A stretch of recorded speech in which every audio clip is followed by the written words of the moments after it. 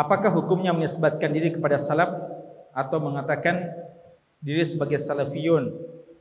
Kata Imam Syekhul Islam Ibn Taimiyah rahimahullahu taala, la aiba liman intasaba ila salaf wa taza ilaihi fa inna madhhab as-salaf bal yajibu qabulu dhalik fa inna madhhab as-salaf la yakunu illa haqqan.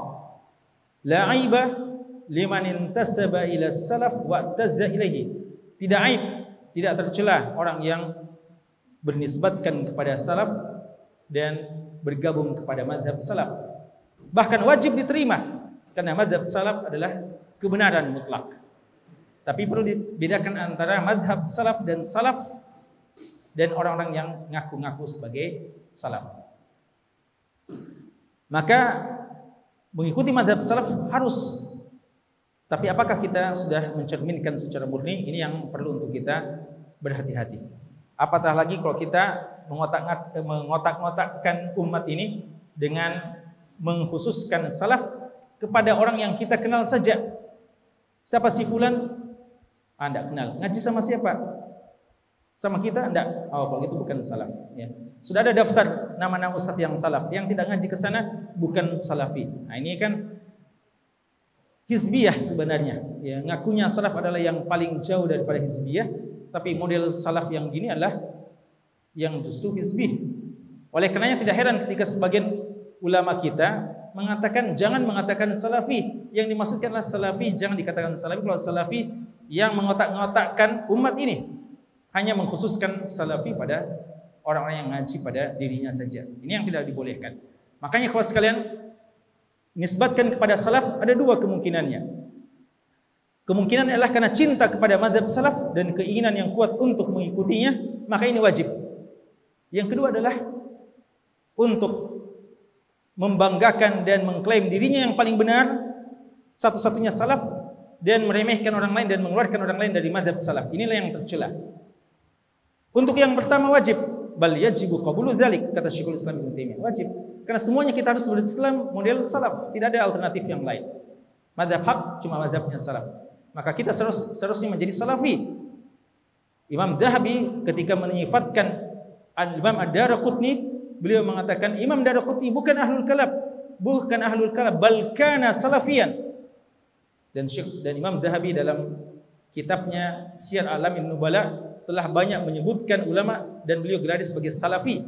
Artinya orang yang betul-betul mengikuti salaf terdahulu.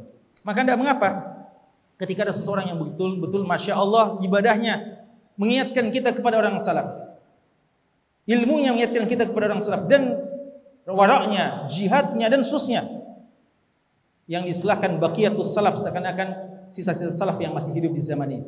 Maka kita katakan kita kadang mengatakan dia salafi Masya Allah, tapi bukan untuk bangga-banggaan tazkiyah. Ini bangga-banggaan tazkiyah inilah yang maksud dalam fala tuzakku anfusakum.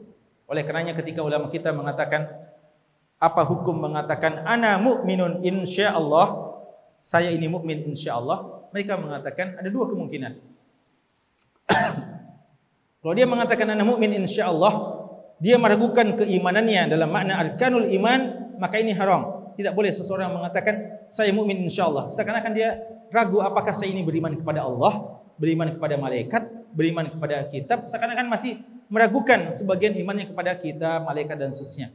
Maka dalam saat seperti itu tidak boleh mengatakan ana mukmin insyaallah.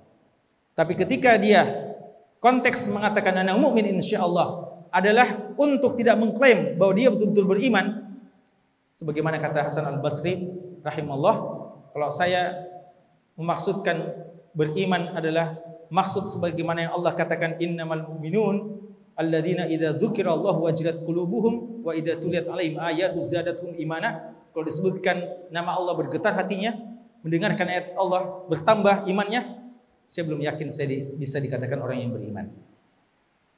Kalau dibacakan ayat-ayat Allah tentang qad aflahal mu'minun alladzina hum fi shalatihim khashi'un dan seterusnya walladzina hum 'anil lagwi mu'ridun, saya masih banyak perkataan dan perbuatan saya yang sia-sia. Salat saya juga belum khusyuk. Saya tidak berani mengklaim saya adalah orang beriman.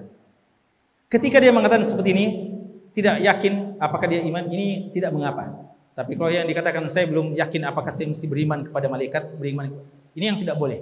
Maka kita ikhlaskan ketika kita mengatakan saya tidak berani mengklaim saya salafi, bukan berarti kita mengatakan kita tidak perlu mengikuti manhaj salaf. Tapi kita mengatakan aina nahnu min akhlaqis salaf. Mana kita dibandingkan mereka-mereka para salaf? Mana ibadah kita dibandingkan mereka? Mana akhlak kita dibandingkan mereka? Mana ilmu kita dibandingkan mereka? Mana jihad kita dibandingkan mereka dan seterusnya? Kita malu untuk menisbatkan diri kepada salaf ketika melihat bagaimana keadaan kita. Makanya tidak mengapa. Tapi kalau kita mengatakan saya tidak mau menisbatkan kepada salaf karena bisa juga ikut mazhab yang lain. Tidak harus kita ikut salaf. Nahnu rijal wa haula rijal. Mereka juga laki-laki, manusia biasa, kita juga manusia biasa. Boleh juga kita buat Islam menurut kita. Ini yang tidak dibolehkan. Maka kesimpulannya, mengikuti manhaj salaf, menisbatkan diri kepada salaf harus boleh, tapi tidak boleh untuk sekedar klaim dan bangga-banggaan diri dan untuk mengotak-ngotakkan umat ini dan untuk memisahkan kita dari umat yang lain. Kita mengatakan kita ini cuma salafi saja, ya. Mahat tiba as-salafi. Selain tiba bukan salafi, ya. Ini tidak dibenarkan. Dan ini perlu dipahami karena kadang kita lari kepada sesuatu dan mentahdir kepada sesuatu, namun kadang tidak kita sadari kita jatuh kepada apa yang kita tahdir tersebut. Sekian dulu ya, insyaallah nanti kita akan lanjutkan. Wallahu taala alam. Subhanakallahumma bihamdik, asyhadu an la ilaha illa anta, astaghfiruka wa atubu ilaik. Wa akhiru da'wana alhamdulillahi rabbil alamin.